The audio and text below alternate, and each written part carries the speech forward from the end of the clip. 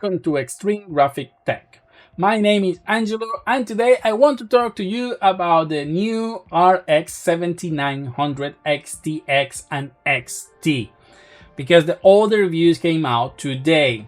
And unfortunately, I don't have one. I'm not a big tech YouTuber, so I obviously won't get one for review.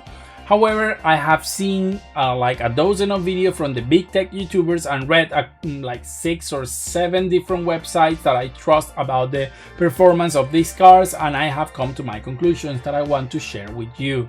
I would have loved to get those cars, but well, unfortunately, it is what it is. However, I don't think I'm going to be buying one tomorrow when they officially come to for sale, because well, I don't have the money to begin with.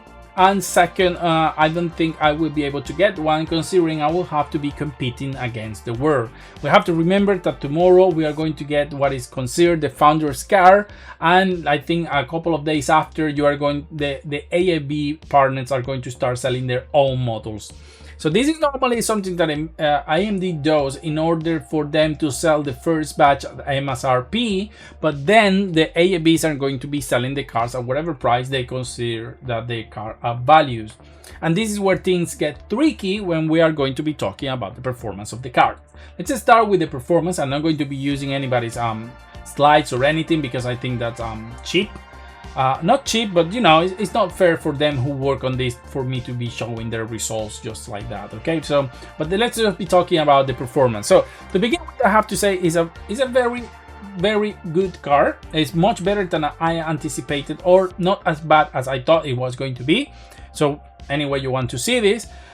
So I am more optimistic about the car when it comes to rasterization. In some games, and resolution is even able to beat the 4090 games like Assassin's Creed Valhalla, which we already know that is a game that favors AMD. Or I think the engine may have something that the AMD cars are better, and so it favors them, and the games run very well. Even as I said, the 7900 XT beating a 4090, so at $1,000 car beating a $1,600 car is nothing to laugh about. So that's quite interesting, but that's not normally the norm, especially when you are playing a higher resolution. When you start playing like a 4K or anything like that, you're going to see that the 4090 will always come on top by a big margin against the 7900 XTX.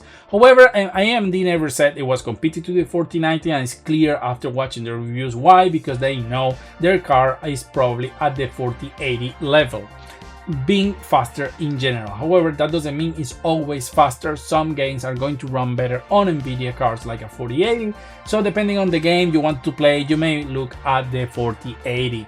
But you may say, hey Angelo, wait a second, the 4080 is more expensive, so maybe it's not worth it. We are going to be talking about that in a little bit.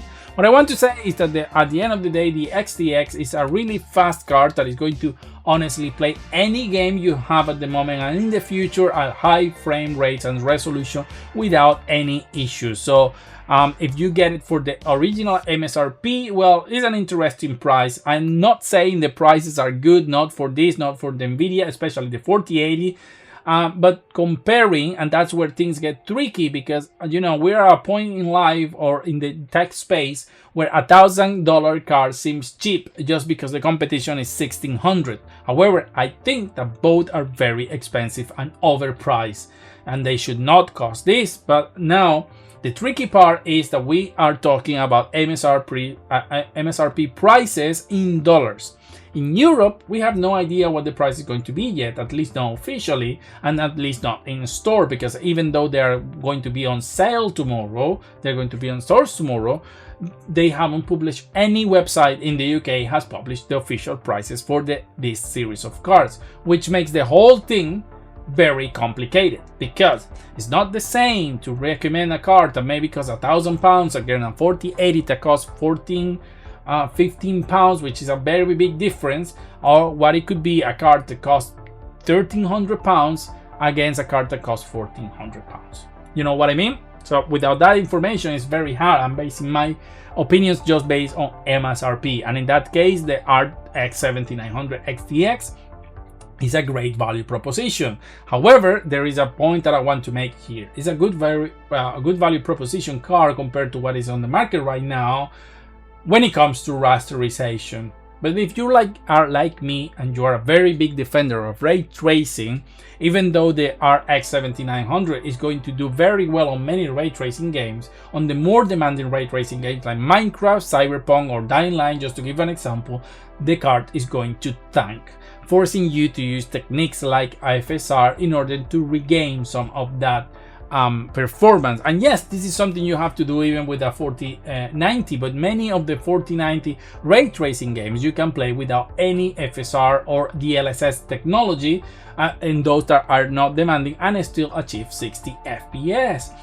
So for example, in games like Cyberpunk, the game tanks to 20 to 24 FPS, for example, when everything is active, compared with the 4090 that is able to achieve like around 54, or the 4080 that doubles the performance of the XTX card. You know, this could be something that people will be willing to spend $200 more on an NVIDIA card just to have that extra performance on ray tracing. But we have to add to this equation the DLSS 3, that I know many of you don't like or care about this technology, or think it's a fakery and it's not good. And I respect and understand that. You have to understand that there are other people who do care or don't care about the fake frames. They just want to see performance numbers. So with these two technologies together, the 4080 when it comes to ray tracing games seems to be much more attractive.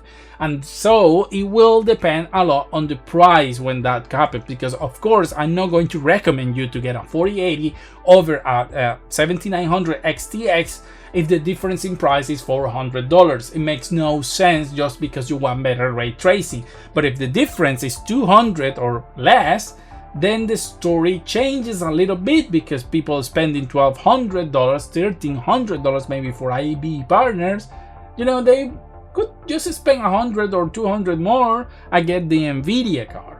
And I'm not saying that the NVIDIA card now has good value, not at all. I think it's a horrible value, but the problem is that then the XTX is making that horrible value look not so horrible when you're taking into consideration like things like ray tracing or DLSS 3 into the whole equation, especially if we're talking about also productivity, where, well, here is a point where AMD doesn't seem to even care, because most 3D software or software that use GPUs acceleration, well, they are 2, 3 to 4 times faster on NVIDIA cards. So that's another story that I'm not going to get in.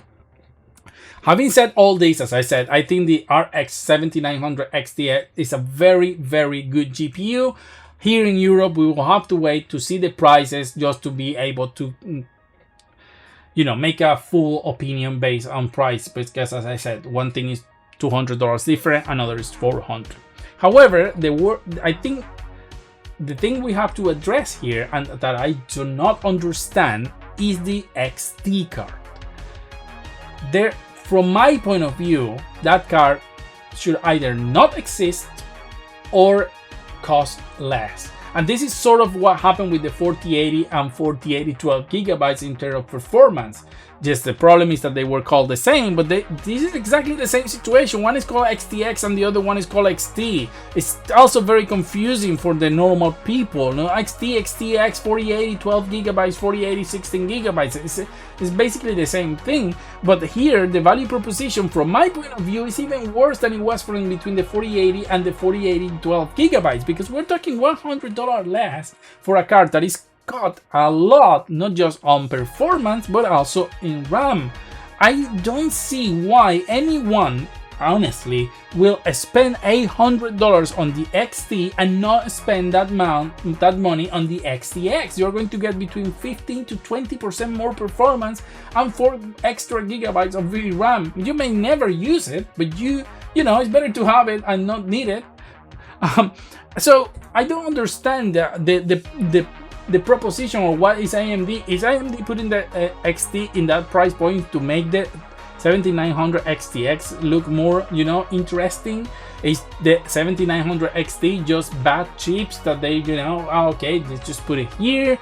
I don't understand. I think the XT should have cost at least $200 less. That will have made the an $800 value card, and it will have been a much more interesting proposition, especially because now the Nvidia is going to be launching in January. I think the 4070 Ti is probably going to, they are saying that the price could be quite interesting. So they are saying $899, which I think is still too much. But if it's $899, it's going to be only $100 more than this one. So it will all depends on the capabilities of the performance of the card in terms of ray tracing and everything else. But it makes the XT a much more hard card to sell. From my point of view, honestly, this card should cost $799. That's as much as this card should be costing. But well, I am not AMD. I don't know how much it costs to produce, to make, and maybe that's fair prices and they are doing the best they can. But I don't know why anyone will go with $800 and say give me the XT and not just give $100 extra and say give me the XTX. Honestly, I don't see. The only people I see buying the 7900 XT is people who couldn't buy the XTX because they were so out and they didn't want to wait for an upgrade. That's the only reason I see these cars selling. But well, let's see, because this is the other part. Maybe the AB partners are going to have a bigger gap between the XT and the XTX, and that's where you're going to see the XT be more interesting. But the only reason that is happening is because the MSRP prices that AMD is giving you is because of the Founders. And then when we know the actual real prices of the AB, because we know Founders Edition cards, they basically come out the first month, and then it's super hard to even see one on the wild anymore, and all you can buy is a AAB card. So depending on that price, maybe the XTX is going to cost $1,200, $1,300, and the XT is when it's going to cost $1,000, and then it's $300 difference, and then it seems more interesting. But at least based on the Founders, it makes no sense to me. So having said that, as I said, I'm not going to be buying one. No, well, I don't think so. For the reasons I said at the beginning of the video. I would love to, because I would like to make my own test and take my own conclusions based on what I see and on what I can do with them.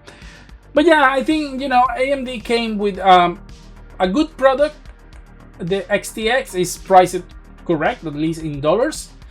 The ray tracing performance is not very exciting from my point of view. I think, well, that's still Achilles heel, but if you don't care about that, then go for it, because in terms of price performance, if you're only looking for rasterization, I think the 7900 XTS offer a much better value than the 4080. So I would go for that if I was thinking about an update. Obviously, if you're going for the best of the best, you're going for the 4090, and the price is not a problem for you. But in this case, the 7900 XTX, particularly, I don't see it as an exciting product, something that I wanted the AMD to excite me more, like, oh yeah, this is like a comeback or something, like it's going to destroy Nvidia. But I don't think that's what's happening here. I just think they are launching a good product, a competitive product, lacking in some areas, but that is going to make a lot of people happy in the price bracket. So thank you very much, and see you on the next video.